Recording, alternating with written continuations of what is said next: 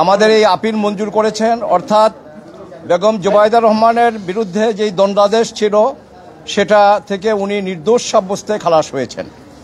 এবং আমরা এই আপিল শুনানি করতে গিয়ে বাংলাদেশ সুপ্রিম কোর্টের ইদানিংকালে ম্যাডাম খালেদা জিয়া চ্যারিটেবল মামলা এবং গিয়াসউদ্দিন আল মামুন সাহেবের সাথে আরেকটা আপনার মানি লন্ডারিংয়ের মামলা এবং আপনার 21শে আগস্টের গ্রেনেড হামলা মামলায় যদিও তারেক রহমান সাহেবের কোনো আপিল ছিল না, কিন্তু মাননীয় আদালতকে আমরা আমাদের supreme court, Pakistan supreme court, Indian supreme কোর্টের বিভিন্ন জাজমেন্ট দিয়ে আমরা দেখিয়েছি যে যদি মামলা এজ এ হোল দেখা যায় যে কারো বিরুদ্ধে প্রমাণ হয় নাই, সেক্ষেত্রে যারা আপিল করতে পারেননি তাদেরকেও আপনারা এইটার বেনিফিট, এই একুইটারের বেনিফিট তাকেও আপনারা দিতে পারেন। এবং সেখানে আপনারা জানেন 21শে আগস্টের মামলায় তারেক জিয়া সাহেবকে একুইটাল দেওয়া হয়েছে, অর্থাৎ নন অ্যাপিলিং একিউজ যারা তাদের সবাইকে আপনার একুইটাল দেওয়া হয়েছে। এবং জিয়া অরফেনেজ ট্রাস্ট মামলায় এবং আরেকটা মানি লন্ডারিংয়ের মামলায় যেটা গিয়াসউদ্দিন আল মামুন সাহেবের সাথে, সেখানেও তাকে নির্দোষ সাব্যস্তে মাননীয় প্রধান বিচারপতির নেতৃত্বে আমাদের ফুল বেঞ্চ অ্যাপেলেট ডিভিশনের ওনারা বলেছেন যে অন্য কনভিক্ট যিনি আপিল করতে পারেননি এই খালাস এবার এই একুইটারের ওয়ার্ডার তাদের বেলায় প্রযোজ্য হবে।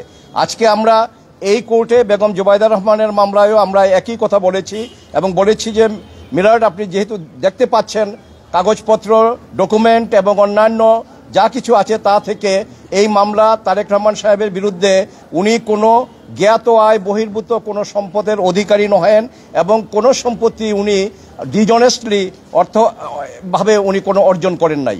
আর কাজেই আপনি যদিও উনি আপিল করতে পারেননি, আপনি এই খালাসের বেনিফিট বা এই জাজমেন্ট যাতে ওনার বেলায় প্রযোজ্য হয় আপনি সেটা করতে পারেন। এবং মাননীয় আদালত আমাদের কথা রেখেছেন, আমাদের কথা শুনেছেন এবং উনি এটা গ্রহণ করেছেন এবং জাজমেন্টে উনি অর্ডার পোর্শনে পরিষ্কারভাবে উল্লেখ করেছেন যে মিস্টার তারেক রহমান সাহেবকেও এই মামলা থেকে নির্দোষ সাব্যস্তে খালাস দেওয়া হলো।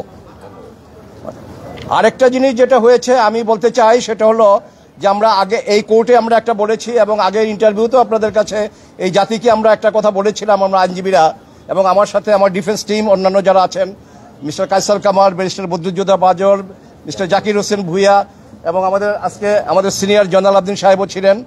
আমরা একটা কথা বলেছি যে একটি টাকাও, একটা সম্পত্তিও কিন্তু তারেক রহমান সাহেবের বা ওনার স্ত্রীর যে মামলা আপনার সামনে আছে তার টোটাল প্রপার্টির হিসাব এখানে আছে।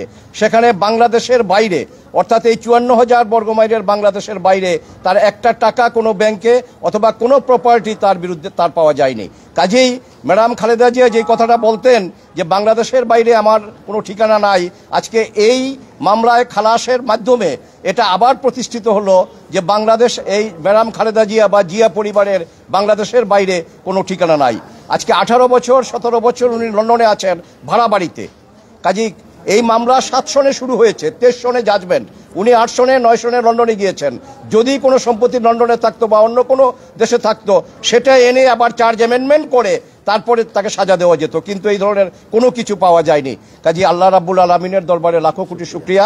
আমি এবং আমার ডিফেন্স টিম যারা আমার সাথে ছিল আমরা এই মামলা যথাযথভাবে কোর্টে উপস্থাপন করতে পেরেছি এবং রায়ে নির্দোষ সাব্যস্তে বেগম জুবাইদা রহমান এবং ওনার স্বামী মিস্টার তারেক রহমান খালাস হয়েছেন। আমরা আল্লাহর দরবারে আবারও শুকরিয়া জানাই।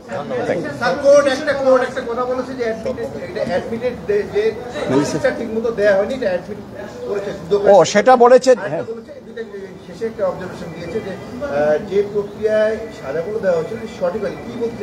এটা হলো যে হ্যাঁ ও malicious prosecution honourable chief justice সাহেবের আদালতে যে মামলাটা হয়েছে সেখানে আপনার জিয়া চ্যারিটেবল ট্রাস্ট মামলায়, আমার যতদূর মনে পড়ে জিয়া অরফেনেজ ট্রাস্ট মামলায়, সেখানে বলা হয়েছে যে that was A malicious prosecution. এবং আজকেও আমরা দাবি করেছি যে এই যেই মামলা আপনি শুনছেন মাননীয় আদালত, এটাও আপনার malicious prosecution has because without any basis, কোনো ধরনের কোনো সারবত্তা না থাকা সত্ত্বেও যখন মামলা তাদের বিরুদ্ধে হয়েছে এবং সাজা দেওয়া হয়েছে, এটাও ম্যালিসিয়াস প্রসিকিউশন বলা যায়। আচ্ছা, আর দুদক বলেছে যে না, এটা 27(1)-এ আপনার ওনাকে বা 26(2)-তে কোনো নোটিশ দেওয়া হয়নি, এটা দুদক স্বীকার করে নিয়েছেন। আমার জানা মতে নাই, আমি ঠিক জানি না, আমি বলতে পারবো। Thank you. বলো বলো। এই মামলার ব্রিফ আজকে এই পর্যন্ত সমাপ্ত। থ্যাংক ইউ সবাই। Immigration to Canada. we provide the best quality service and solution for Canada immigration. Please visit our website and contact for details.